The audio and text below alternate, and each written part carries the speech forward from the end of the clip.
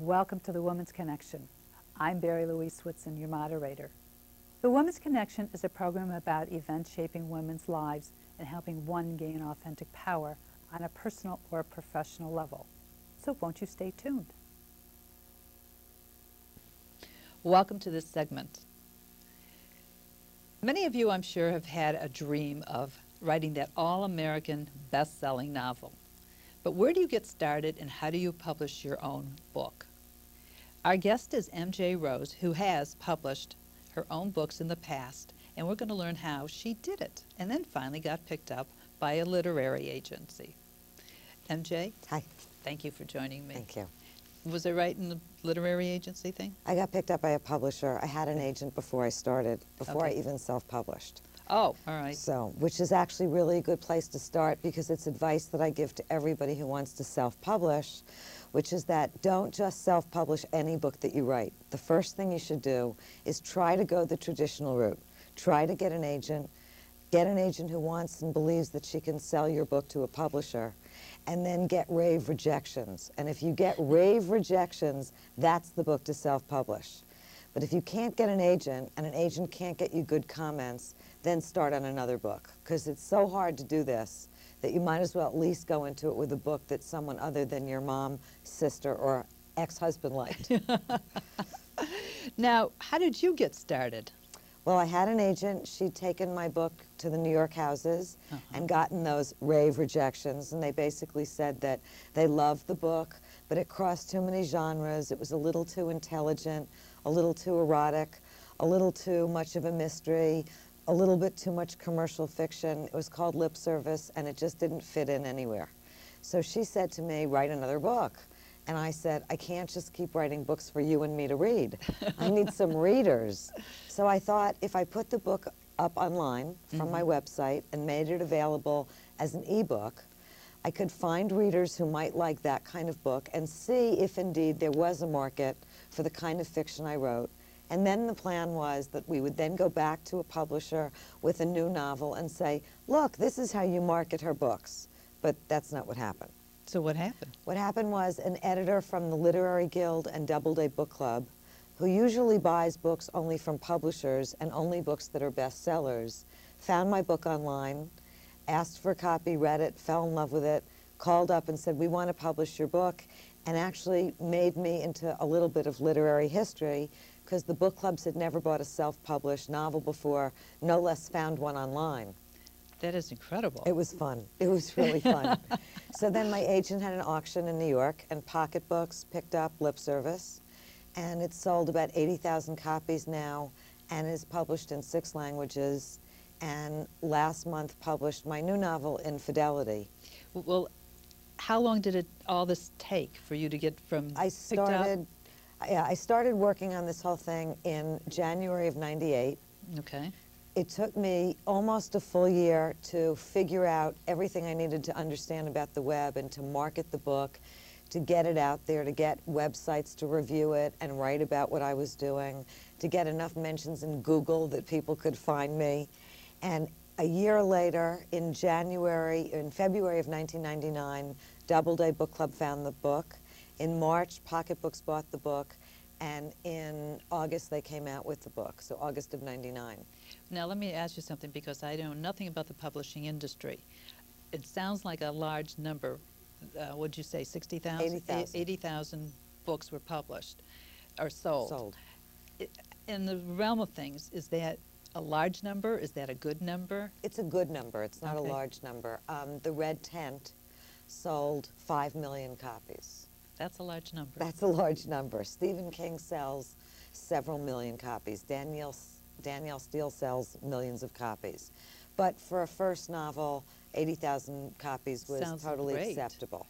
All right. But what's really important about what I did and what I discovered is that it's just the act of writing the book and connecting with your reader and finding readers for your book that's so empowering.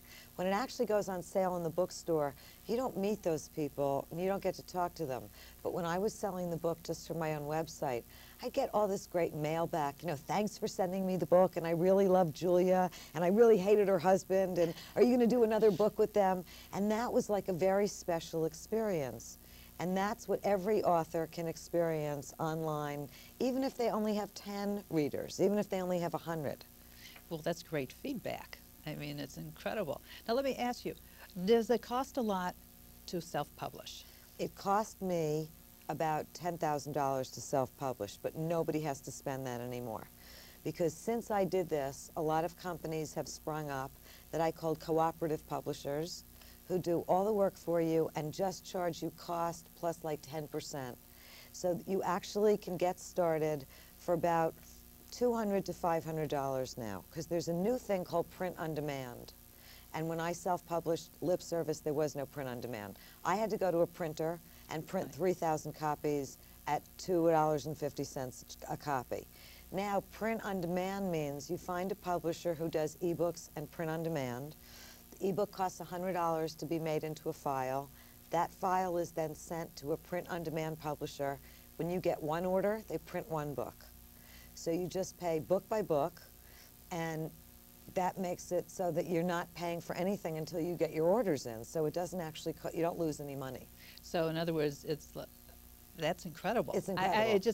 I'm listening to what you're saying here, and you can say, okay, I write this book, I write this whole 500 pages, 400, whatever, and I have nobody buying it, but then I go on the web, put my stuff on the web, and somebody orders the book, and then you can have it printed out. Right. That's what happens. And it's a whole new change in publishing, and it's drastically changing the relationship between writers and readers and bookstores and publishers. There are 23 million people in the United States that consider themselves writers. 23 million? Yeah. There are only 70,000 published authors each year. So that leaves a lot of millions of people who have books that may not be the bestseller of the next year, but it could be a book that you have 20 friends that you really want to have them read it, or you could be a mom and you want to put together a family history and you want to give it out at Christmas to 50 people, or you're a teenager and you want to write your diary and you want to sell it to all your friends at school. You can do it now. You can have a book, and it looks and feels just like any other book. That is great. It's amazing. But what about the e-books? So the e-books are terrific marketing devices. The best thing to do is to make an e-book and a print-on-demand book and give the e-books away for free and say, you know, I'd like to introduce you to my writing. I'd love to send you an e-book. And they download the book and they start reading it, and they get to page 5 or 10 and they go, you know, I really like this book. I don't want to read it on my computer screen. I'm going to go buy this book from Amazon. They buy the book, you get the order. You get the commission. Printed, and you get the book sold. That is great.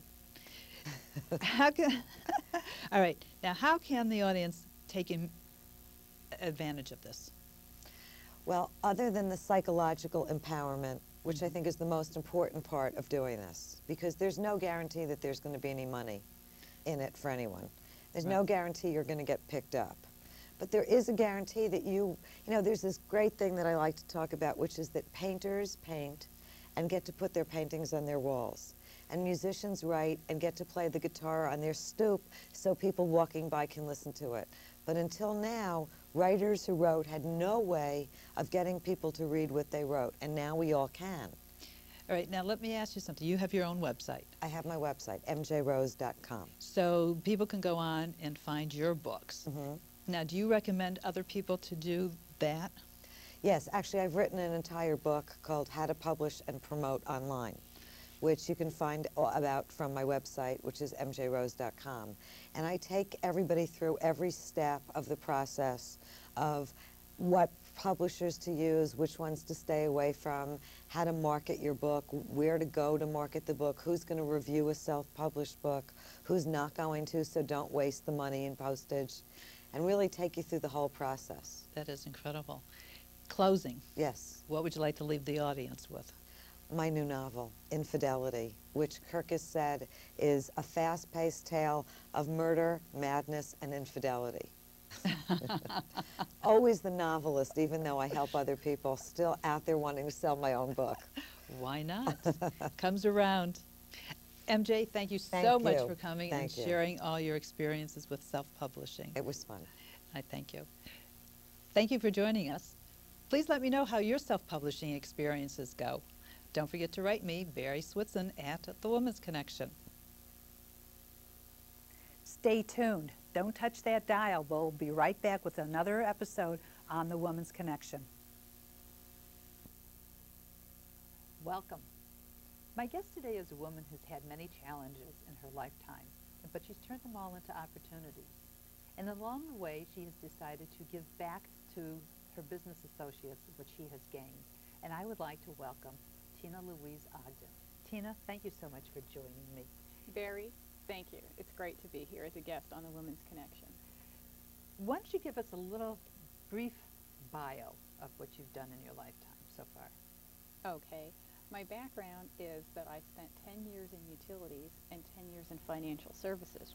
However, the challenges and opportunities come out of the fact that I did that by starting with engineering, which there's very few women involved with. It's highly technical and challenging for anybody.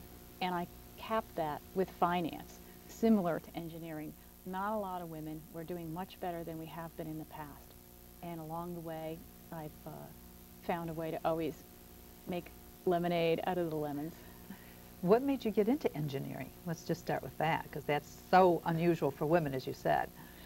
Well, I love science and always did really well at science along the way. When I got to college, you're going to really laugh, but what I had heard rumors that, engineering was a better degree, it paid more, but I transferred into engineering because I couldn't pass the language requirement, and all the courses were the same anyway. So it was really luck. For heaven's sakes. Now, fast forward, how did you get into mentoring? That's what you do to give back to the community.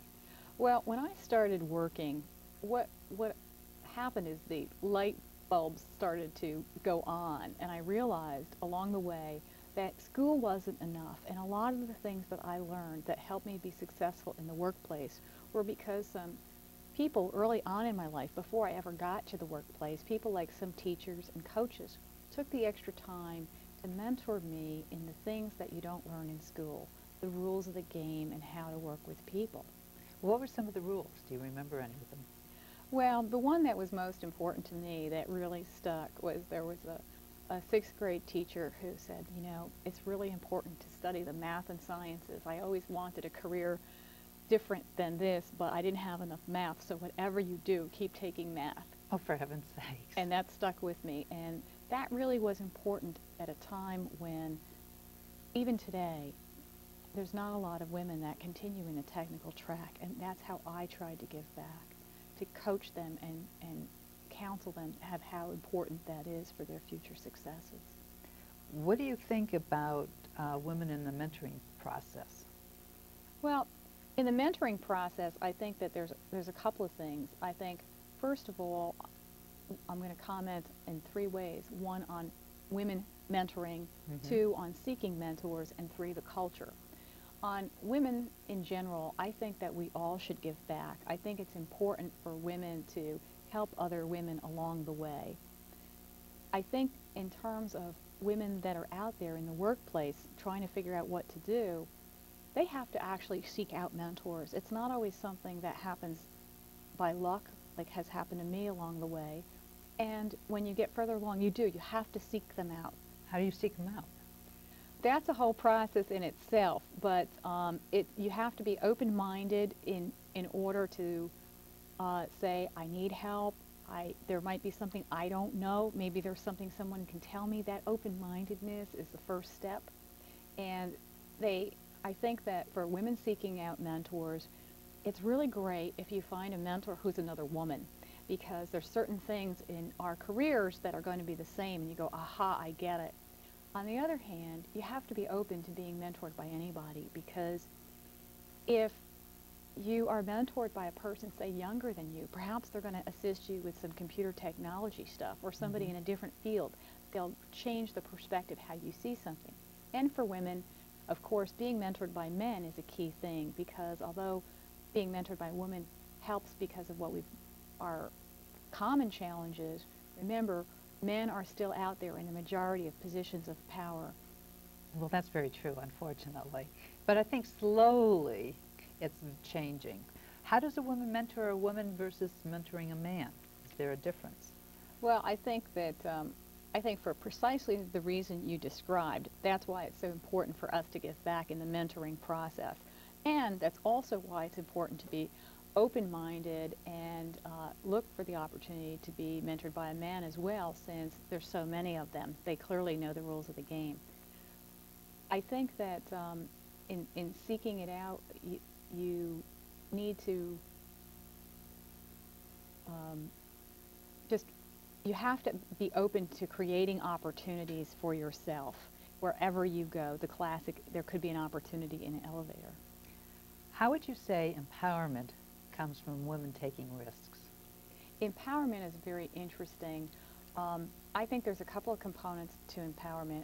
The first one is the authority and the responsibility that comes with being empowered. And the second part of that is both the courage and the confidence to take that risk.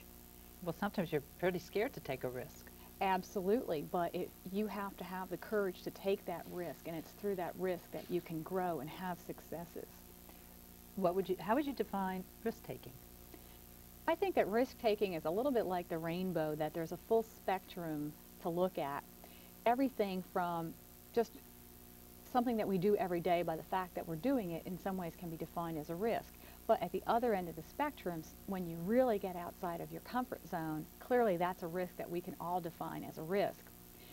The key, I think, to getting empowered and understanding risk-taking is to gradually take increasing risks past your comfort zone, because each time you do that, you have more courage because you've just had a previous success, and you get your success history established.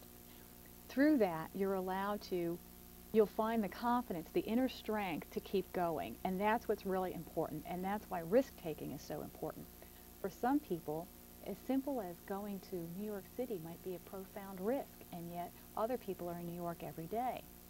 Some people going up on an airplane is a tremendous risk, whereas others jumping out of a plane is the risk. That's me. It's really a continuum, but the important thing is to understand your own zone, and from there to push past that zone in a calculated way each time, and more greatly and gradually increase the risk you're taking.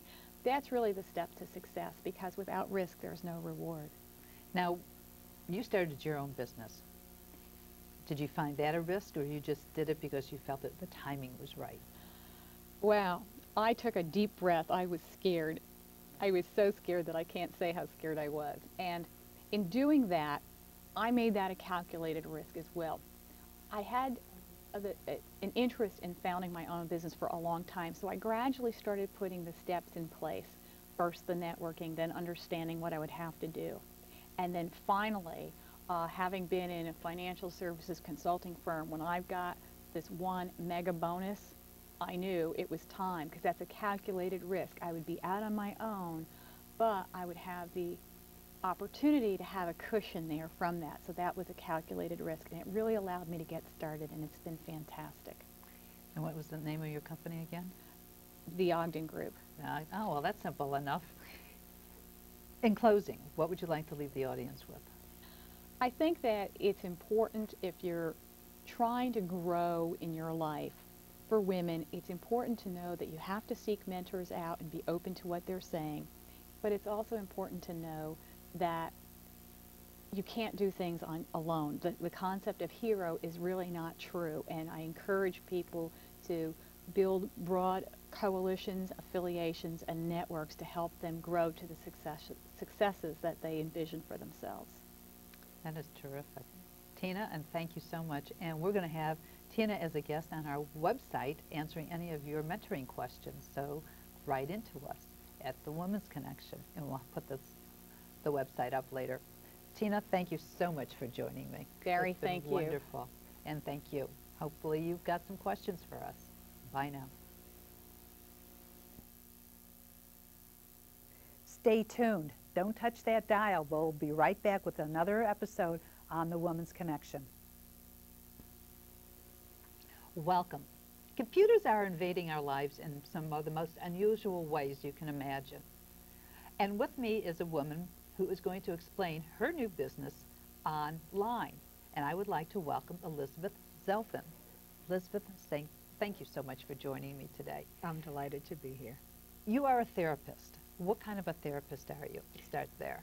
I started out as a social worker, and I am a New York State certified social worker. I worked for many years in the addiction field, and I had a private psychotherapy practice dealing with a lot of different kinds of people, many of them women. And today I am an online psychotherapist. That is so great. How did you get into this? I was looking for a change. I had been in my field a long time. The socioeconomic and political climate was changing. I had the world's most wonderful boss at my last job, and he died basically of stress. He was a workaholic who had a heart attack. Wow. And I was looking for something that would make me feel excited about my work again, and this turned out to be it. How did you find it? Somebody approach you about it, or did you find it online yourself, or you come up with it?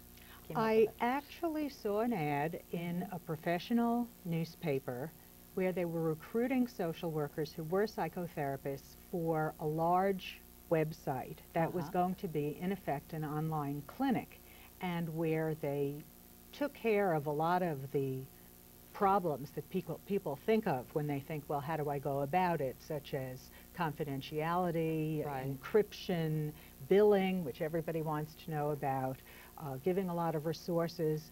So I learned my trade doing that, but then the market crashed and the big websites, our .coms, they became kind of unstable. So I ended up with my own site, and I'm just so delighted with it. That is terrific. Now, how does it actually work? Somebody approaches you on the phone, or they send you an email and say, I would like you to be my therapist. I mean, what's the mechanism to get this going? Hopefully people go to my website. Can I tell the name? It's www.lzcybershrink.com. And hopefully through networking, through referrals, people hearing about it and coming up in a search engine, you find yourself on my site, and I have a page explaining all about the different kinds of online therapy, which include chat, bulletin board, and email, and a lot of the issues of who is it for, who is it not appropriate for, what is it like, what can you expect, how can you find out about me and whether I am legit. Absolutely, very important to well, okay, let's give my start with, credentials. is online therapy for everybody? Definitely not. There are an awful lot of people that it's for. What we usually say first is, if you are in a state of severe crisis, if you are having a psychotic break, or you're about to kill yourself or kill someone else, do not go to an online therapist. You really need help that is closer at hand. And the other thing is that people who seek online therapy, many of them really like the anonymity of it, so that finding out even contact information and emergency information about the client is a negotiation. It's contracting. I'm saying, I would like you to trust me, so I have to give them something to trust, so that I certainly don't want a suicidal client on the phone and on the internet in my chat room, and I don't even know what state to call 911 in. That's difficult. So there is always a process of trying to get them to tell enough that I can be helpful to them in an emergency, and also in case of a technical glitch, which still does happen sometimes. All right, let me ask you something. Somebody logs on. Is it a chat room? Is it by email? How do you handle it? The nicest way to do therapy, the one I like the best, and that I think is really equally therapeutic with what we call F2F, face-to-face therapy, is the chat room. And I do have a chat room on my site. I call it Liz's Cyber Office. And there are other ways we can go. There are private and secure chat rooms on some of the big browsers, and clients can choose what they want to do. But basically, they can either drop in, they can go to my site, and if they just have been thinking, well, I might like to try this, and maybe I'd like to try it now, they have a way of checking whether I'm available. And if I'm online, I might be just answering my email, and I know a client is there, and I can be available. Or they can schedule a session, which can be very flexible hours. I'm not paying rent on the space. I can be there at any time. And in the chat room, it really proceeds like a face-to-face session in many ways. Oh, we talk, I try to get them to tell me their feelings, sometimes they cry. A lot of people have cameras. Are you going to have a camera that you can have video, like video conferencing? You know, I'm not ready for that yet. And one reason is that I like dealing with the clients who may not want to be seen, who really experience the anonymity of text-based chat, Right. just words on a screen, as very, very freeing. And in fact, this has been studied. There is a disinhibition effect online, which really helps people open up. What about privacy? I mean, that to me bothers me the most about putting any confidential information on the internet, like giving my credit card. That's a very important issue. I think to an extent you have to trust the security of what's presented as a secure chat room. But there is reasonable assurance that nobody is going to be looking. We don't store the session. We don't, it isn't on any server. It gets erased immediately. I've made sure that that's available. Who takes advantage of this system, men or women more? You know, it's really both. And I think that for women, the issues that would make people be drawn to online therapy really range all the way from shame to access to empowerment. And women have a lot of shame-based problems, whether they're sexual trauma or eating disorders. And it's really, really hard to go out there and face the world, so that going to the therapist online, not being seen, can feel very, very safe. What advice would you give to somebody selecting a therapist online? Well, there are some very good consumer advocacy sites. The big sites give a lot of information. Sites like mine give a lot of information. Shop around, make sure you're comfortable. In fact, it's very easy. It's not only easy to get a therapist online, it's extremely easy to quit therapy online. So that one of the things the therapist has to do is to be very nurturing and reassuring and keep engaging the client and giving them something for their money. So it certainly is something to experiment with, see if you like it. If you type fast, if you're good with words, if you're good with the written language, you may love this. I'd like to leave the audience with. I would say, don't be afraid of it, and don't for a second think that this is not about having a relationship. People have very powerful relationships over the internet, and there, I think, is the strength of it for women, that women are relational. Women are very, very good at connection, and this is a way to fly with it. Liz, thank you so much for joining me, and thank you for joining us. I hope you've learned something about online therapy, too. Bye now.